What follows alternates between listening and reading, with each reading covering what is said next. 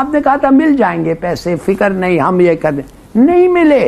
BrahMos aerospace जो है वो एक डील साइन कर रही है तकरीबन जो $200 मिलियन की है, जिसमें वो सुपरसोनिक क्रूज मिसाइल्स दे रहे हैं इंडोनेशिया को। इस हवाले से एक खसूसी खबर ये है कि IMF हमें और रगड़ा लगाएगा तब तक कि जब तक हमारी सांस फूल ना जाए और वो सब कुछ मनवा ना ले। इंडोनेशिया के साथ जो डील चल रही है वो तकरीबन $200 मिलियन की है एटलीस्ट, लेकिन ये $350 मिलियन तक भी जा सकती है। IMF अभी फिर वही प्रॉमिस लेके आगे नहीं बढ़ना चाहता है, इसलिए कि एक दफे वो कहते हैं ना, वंस बिटन ट्वाइस शाई, एक दफे आपने उनको गप किया वो मान गए, अब वो मानने के लिए तैयार है। एक जो डेट रिपोर्ट आती है स्टेट बैंक की, उसमें पता चला है कि जितनी वसूलियां हैं वफाक की जो वसूलियां होती हैं जो सूबों को पैसे देने के बाद, वो उसमें 400 अरब या 200 से 400 अरब और डालेंगे तो सिर्फ कर्जों पर सूद दे सकेंगे। अब आप देखेंगे अगर पाकिस्तान एक रीजनेबल डिफेंस स्पेंडिंग भी नहीं करता तो आप इंडिया जो है वो तो आपको नहीं माफ करेगा। इस तरह करें भट्टी साहब, ये जो है ना जितने बाकी के शेल रह गए मेरे भाई, ये चला दे ताकि पैसे आ जाएंगे। अगर IMF मुआहिदा नहीं होता खाक में बंधन, तो बैंक ऑफ अमेरिका के मुताबिक नाजरीन पाकिस्तान को बैरूनी अदायगियां रोकना पड़ सकती हैं। आपको पता है कि भारत के जो वज़ीर आज़म है वो ऑलरेडी ये कह चुके हैं कि जनाब हम अपनी जो डिफेंस एक्सपोर्ट है उसको उन्होंने $5 बिलियन पे लेके ब्रह्मोस एरोस्पेस जो है वो एक डील साइन कर रही है तकरीबन जो $200 मिलियन की है, जिसमें वो सुपरसोनिक क्रूज मिसाइल्स दे रहे हैं इंडोनेशिया को। और ये आप समझ लें कि ये जो इंडिया की जो इंडो पैसिफिक स्ट्रेटजी है, जो उसमें वो क्वाड का पार्टनर है, तो उसमें जो जितने भी स्मॉलर छोटे ममालिक हैं साउथ ईस्ट एशिया में, वहाँ पे वो अपने ये चीज़ें कर रहा है। अब जो ब्रह्मोस है आपको मैं बताता चलूँ, ये बेसिकली एक जॉइंट वेंचर है इंडिया और रशिया का, और इन्होंने ये समझ लें कि ये इनकी पहली जो है फॉरेन डील है जो कि सेकंड होगी, क्योंकि ये पहली जो थी इन्होंने फिलीपाइंस को तकरीबन 375 मिलियन के जो शोर बेस्ड एंटी शिप मिसाइल दिए थे। अभी आपको पता है कि भारत के जो वज़ीर आज़म है वो ऑलरेडी ये कह चुके हैं कि जनाब हम अपनी जो डिफेंस एक्सपोर्ट है उसको उन्होंने $5 बिलियन पे लेके जाना है। This is what he has been saying कि अपनी डिफेंस एक्सपोर्ट को $5 बिलियन के तौर पे लेके जाना है। और जो ब्रह्मोस एरोस्पेस है वो ये कह रहे हैं कि हमारी जो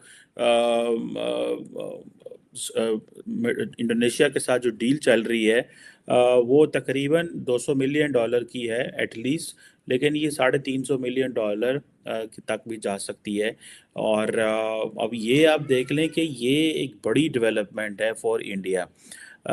पाकिस्तान जो है, मैं अब देखिए ना, ये जितने भी साउथ ईस्ट एशिया में ममालिक हैं, इंडोनेशिया, मलेशिया और बहुत सारे ब्रुनाई वगैरह इधर उधर, ये वो सारे इस्लामिक ममालिक हैं, लेकिन पाकिस्तान इनके साथ कोई अच्छे ताल्लुकात बना के नहीं रखे। उसकी वजह यह है कि हम उन मुल्कों के करीब आते थे जिन मुल्कों जो हमें पैसे देते थे। मैं बारोड इकॉनमी की बात करता हूँ बार बार, क्योंकि हमें तो बार बार यही कहा जाता है जनाब कि पाए ना ए जड़ा मुल्क है इतों सानू रियाल लभेगा, इतों यूरो लभेगा, इतों डॉलर लभेगा। तो इस वजह से हम उन मुल्कों के करीब नहीं गए। और बेसिकली आज जब हालात इस तरह के पैदा हुए हैं कि पूरी दुनिया इस खित्ते में अपना असर वसूल रख रही है, तो हम क्या कर रहे हैं, ऐसी जनाब उस पास जा ही नहीं रहे, हमने आँखें बंद की थी। जिस तरह की कहते हैं हमारे में है ना कि जो बिल्ली को देख के जो कबूतर आंखें बंद कर लेंगे, असी जनाब वो अपनी अखा बंद कर लिया, ऐसे कहते हैं यार है तो आई कोई नहीं। अच्छा भट्टी साहब, अभी बात हो रही थी डॉन में, कहा जी पॉलिटिकल इंस्टेबिलिटी की वजह से IMF पैसे नहीं दे रहा है। IMF बड़ा नेक है, वो बड़ा हमें कहते हैं हम अच्छे बच्चे बन जाएं, लेकिन पॉलिटिकल इंस्टेबिलिटी तो है, मगर IMF साहब आपकी वजह से है ये इंस्टेबिलिटी। हमने बिल्कुल वही किया जो आप हमें बताते रहे, और इन सब नालायकों ने आपकी बात मानी और आज हमें भिखारी बना दिया। ये आप फरमाते हैं कि हम भिखारी हैं जी।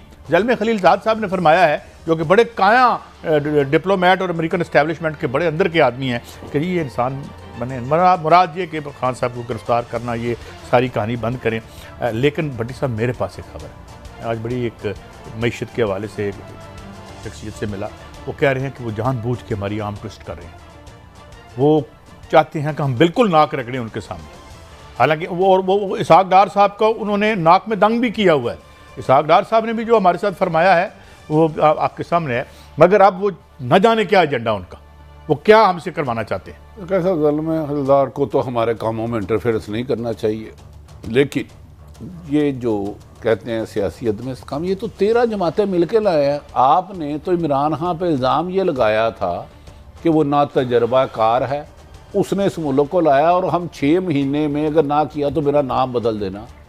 इस तजर्बाकार टीम ने स्क्रिप्ट के मुताबिक चल रहे हैं और आपकी ये खबर 100% ठीक है। जान के ऐसे क्राइसिस लाए जा रहे हैं, ऐसी इकानमी को तबाह लाया जा रहा है और ये लूप में है कुछ लोग। डॉक्टर इशफाक हसन साहब ने कहा था डिफ़ॉल्ट मुल्क मजाक नहीं होता, लेकिन कोई अगर खुद करवाना चाहे, वो मैं आज तक उनका ये जुमला नहीं भूलता। मेरी इतला है दानिस्ता या गैर दानिस्ता कोई गैर मुल्की एजेंडों पे चल रहा है और इस मुल्क को इस नैश पे ले जा रहे हैं कि वो कहें जी ये इसको भी छोड़ो उसको भी छोड़ो, हमें सिर्फ एक वक्त की रोटी दो।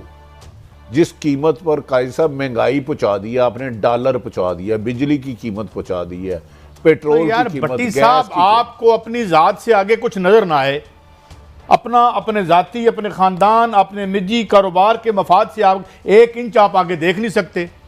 वो इमरान खान की इन्हें कुकड़ी चुक के ले गए। इमरान खान फर्स्ट टाइम उनको एहसास हुआ है कि इस मुल्क किधर 1 नंबर तो नहीं होने लगा, नहीं शक जिया पे है। सब इमरान खान ने होना तो कोई नहीं खराब कर दिया। पीपल्स पार्टी और नून लीग हमेशा एक दूसरे के मुखालफ से लेकिन डील करके बच जाते थे। एहतसाब को पहिया गो के अब भी नहीं शबाब चल नहीं सका। इमरान खान ने एनआरओ देने से नहीं मानना। मैं कह रहा हूँ इमरान खान साहब जो उन्हें सदर पाकिस्तान आरफ अलवी साहब ने ऑफर दी थी, इनको डील दे दें सिर्फ एनआरओ पीडीएम वालों को, तो इमरान खान के पर्चे 15 दिन में सी के सी खत्म हो जाएंगे। काजी साहब ये सौदेबाजी हो रही है। लेकिन मैं भट्टी साहब इन सबको एक बात कहता हूँ, तमाम स्टेक होल्डर्स को, जो मेरी राय है और जो बहुत अहम यहाँ के मैशतदानों की राय है जिनसे मेरा रब्ता भी रहता है, उनका नाम मैं इस तरह पूछे बगैर नहीं ले सकता, कि खुदा के लिए इन आलमी इदारों के सामने खड़े हों और अपने हमारे मफादात, अपने 2-2 टके की दुकान को बचाने के लिए लाए इस मकसद के लिए ऊंट ना ज़िबा करवा दें। काजी साहब मेरी सिर्फ एक गुजारिश है, मैं एक चीज का अहल नहीं हूं, आप मुझे साजिश करके बैठा देते हैं।